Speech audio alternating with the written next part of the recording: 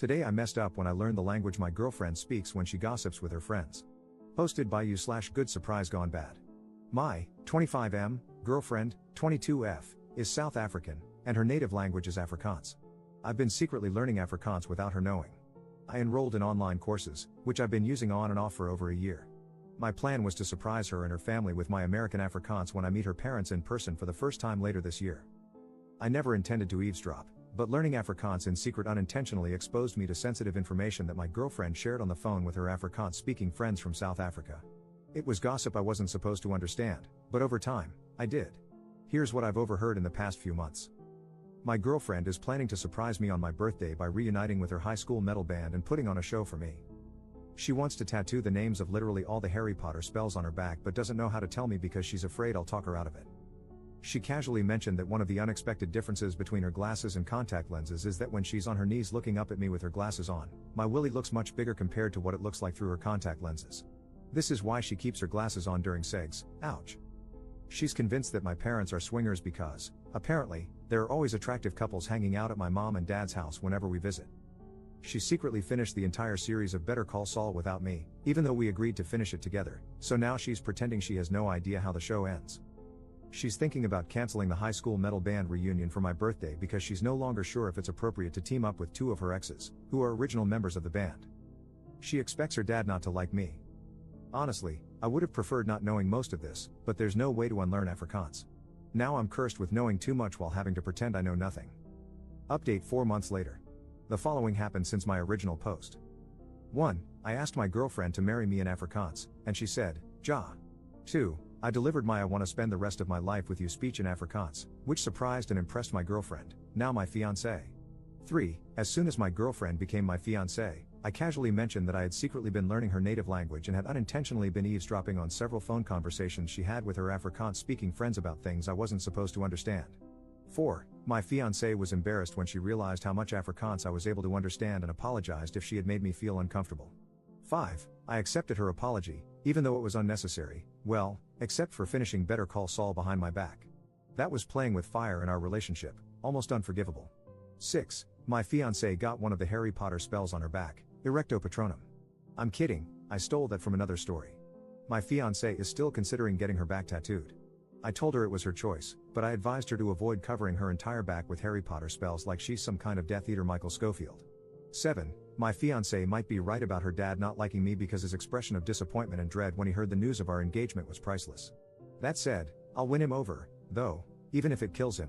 Jokes.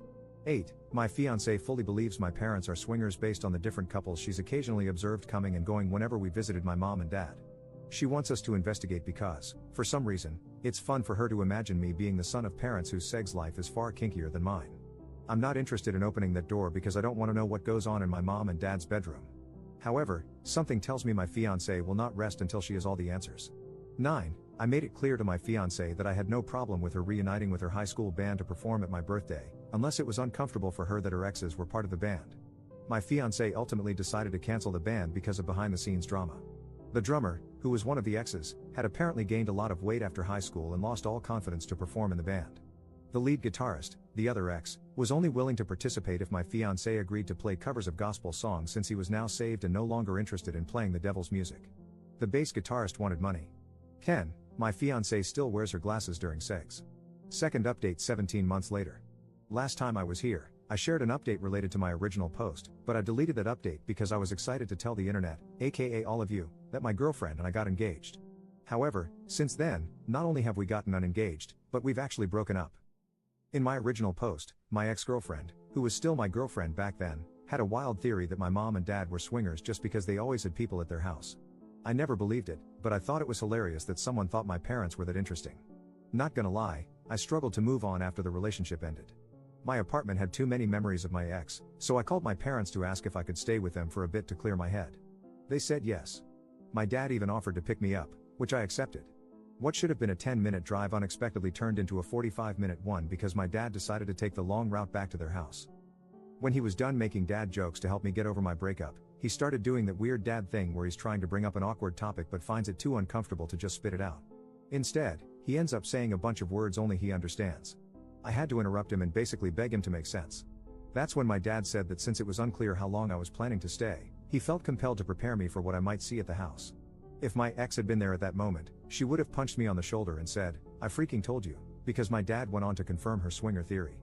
This meant it was no longer a theory but the truth, or as I like to call it, trauma. By the time we finally made it to the house, my dad had made sure I knew everything I needed to know. I even made a list based on what I learned from him. 1. Both my parents were swingers when they met.